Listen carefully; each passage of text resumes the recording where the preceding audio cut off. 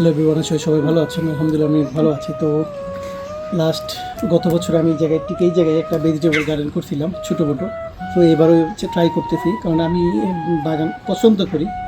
তো এই যে দেখতেছেন, please come here, show them. And এই যে দেখতেছেন, এই যে একটা ছোটো মোটো জায়গা আমার। তো এই জায়গার মধ্যে আমি সবজি করছিলাম লাস্ট ইয়ারে। তো এই বছরে করছি, সেজন্য মাটি কিনে আনছি 3 বস্তা। আগের মাটি ছিল। অ্যান্ড এইটার মধ্যে এই বক্সটার মধ্যে আমি কিছু মরিচের চারা লাগাবো।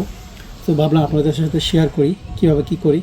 সো যে সময় আমি লাগাবো মরিচের চারা, ওই সময় আর কী গাছ লাগায় আপনাদের সাথে শেয়ার করব। সো আমার গার্ডেনের মাটি উটি দেওয়া শেষ, দেখতেছেন আমি সুন্দর করে মাটি দিছি। আর এইটাও রাখছি। তো এইটাকে এটা হলো পেপার টমেটো, এইটা একটা পেপার, গ্রিন পেপার। এটা হচ্ছে মিষ্টি কুমড়া জাতীয়, এই যে মিষ্টি কুমড়া। আর এটা হচ্ছে আপনার স্ট্রবেরি, আর হচ্ছে পেঁয়াজ। তো এগুলো আমি এখন রোপণ করব।